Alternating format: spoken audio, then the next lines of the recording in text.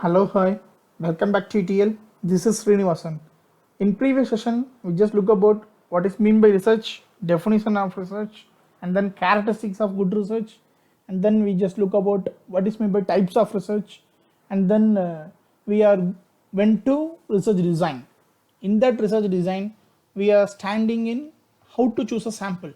So, in today's class, we are going to discuss about what is meant by sample and what are the types of samples are there and how we can to pick the sample for our study and how to know whether it is normally distributed or not.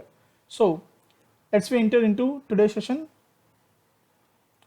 First of all, we have to know about what is meant by sample as well as what is meant by population. So as a researcher, we have to know the basic difference between population and sample. Population is nothing but it is an entirely group which have been specified for our study. But sample is nothing but it is a specific group of individual which can be picked up from the population of the framed data. For example, if I'm choosing customer behavior of SBI bank users, so in for my study, the person who are all using SBI products, they are all called as populations. From that population, I'm choosing 100 samples for my study. I'm picking 100 peoples from that population. That 100 peoples are called as samples. So that is a slight difference between a population and sample. And then population can be classified into some of socio-economic characteristics, which means demographic factors, likewise age, income, locations, and many other characteristics, etc. Next, we have to know about what is meant by sampling frame and sample size. So sampling frame is nothing but it is an actual list of individuals of the samples. For example, it is nothing but it is a reflected the population, actual population of our studies. But sample size is nothing but it is an chosen of our researcher. For example, I am choosing 100 samples for my study is enough, then my sample size is 100.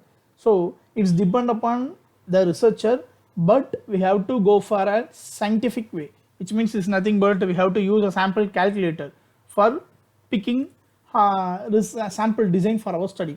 So sample calculator, here I given an example for sample calculator the determination of sample size. Here we have a confidence level and confidence interval, and we have to give a population.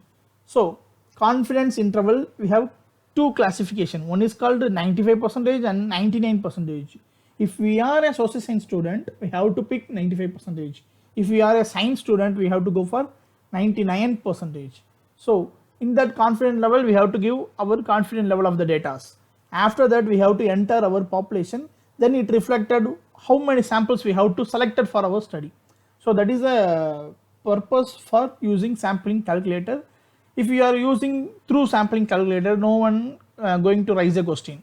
Other than if you are choosing our own, they will raise a question how you choose that, how you adapted your study into a limitation basis. So here from skipping that some of unwanted question, we have to use a scientific way.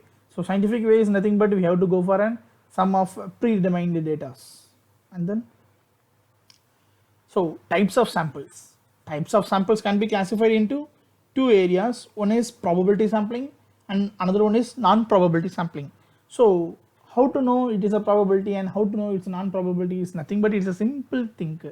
If the sample is known, then it is called as a probability sampling. If sampling is unknown, then it is called as non-probability sampling. That is a simple difference between probability as well as non-probability. For example, if I am choosing usage of banking products of certain banks, I don't know about how many of users are there in the banks. So here the population is unknown. So here I can adapt a non-probability sampling for my study. But in case I'm choosing Tata Steel industry of certain limited Hyderabad branches, for example, in that Hyderabad branches there will be a around 2000 employees are there. So here I have to know about the population. There are only 2000 employees are there. So here I have to pick for probability sampling. Whether the population is known, I have to go for probability. If the population is unknown, we have to go for a non-probability sampling. So under these four categories of sample, we have to go for simple random sampling. So here it is, the simple random sampling. The ultimate aim of simple random sampling is nothing but it have to be given equal chances for being selected from the population. For example, if a company has 1000 employees, but the researcher wants only 100 employees for his study. So here the researcher is going to adapt a number for or assign a number for every employees from 1 to 1000. So after that, the researcher is going to select randomly as 100 employees for his study. So in this simple random sampling, we have two contexts. One is called Fisher index method and another one is called lottery method. So Fisher index method means we have to assign number for each and every employees. If it is a lottery method means we have to write a number or write a name of employees into a paper and we have to put it in a bowl. After that, the researcher is going to take 100 samples for his study. So by using of this methodology, the researcher will get equal chances for 1000 employees. So this method is called simple random sampling. After that, systematic sampling. Systematic sampling is nothing but here the researcher have to follow some of systematic method to pick sample for his study. For example, it is also similar to simple random sampling method, but here the slide changes is the researcher is going to follow some systematic method. For example, if a company has 1000 employees, here the researcher is going to allot a number for 1000 employees. After allotting numbers, the researcher going to follow some systematic. Likewise, he have to follow some class intervals. For example, if he chosen 5th employee, after that every 10th employee, which means 5, 15, 25, 35, 45. Likewise, he have to pick the employees for his study as a sample. So here he have to follow some systematic method, which means he have to follow some regular intervals for every sample, every 10th sample. So this is called systematic method. Next, stratified sampling. Stratified samplings are nothing but here the researcher will classify his population into various subgroups according to the demographic factor of the individuals. For example, age, income wise or occupation wise or whatever may be, according to the researchers researchers wishes as well as the demographic profiles, the population can be classified into various subgroups. That subgroups are named as stratas. From that strata, the researcher is going to take his sample as randomly or systematically for his study. So that type is called as stratified sampling method. And then clustered sampling. Clustered samplings are similar to stratified sampling, but here the subgroups are named as clusters.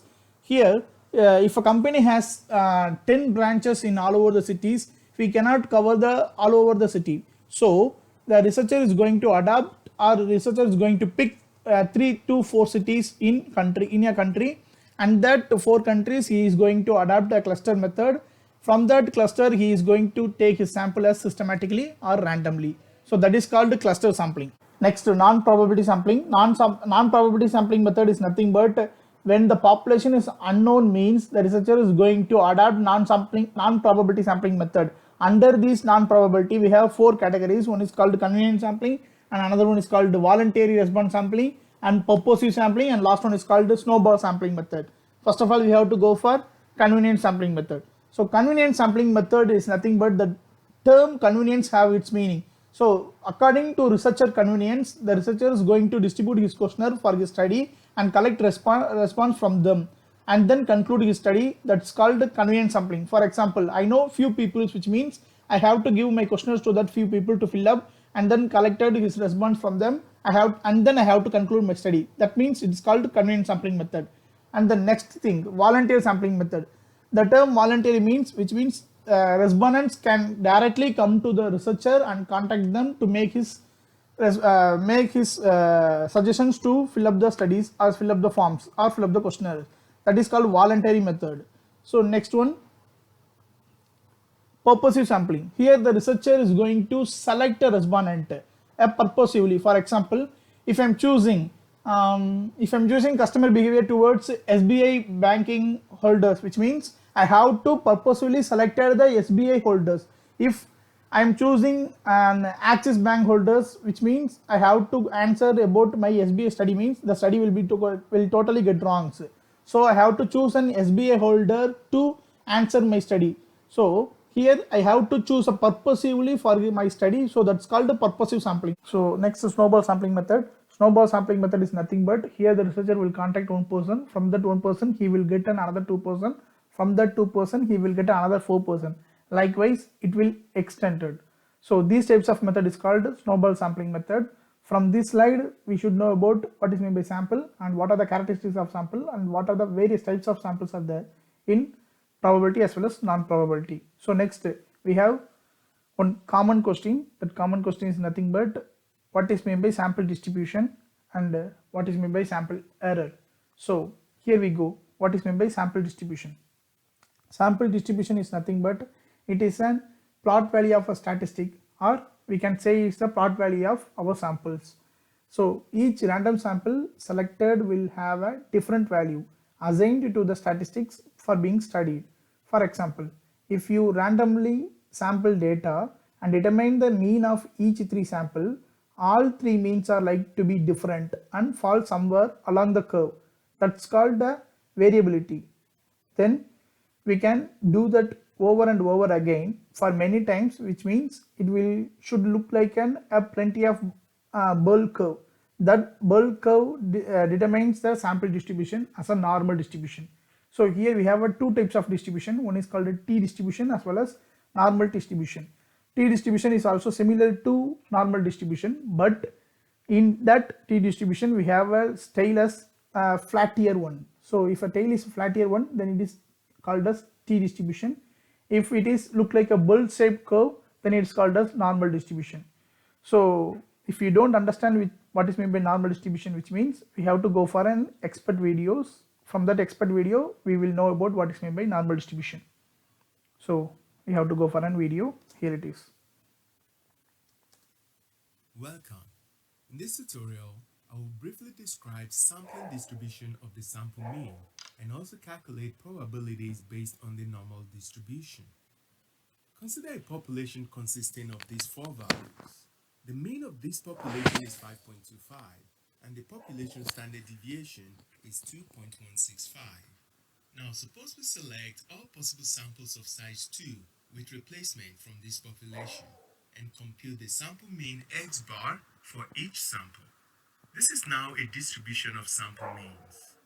We find that the mean of this sample means is 5.25, which is the same as the mean of the original population. And the population standard deviation of the sample means is 1.531, which is equal to the population standard deviation divided by the square root of the sample size used, which is 2. That is sigma over square root of n.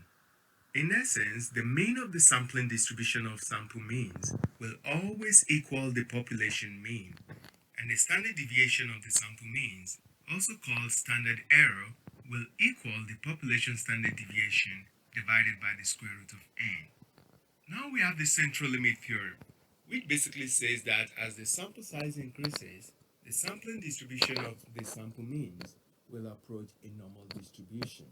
That is, if the population is normal, then the distribution of sample means will also be normal.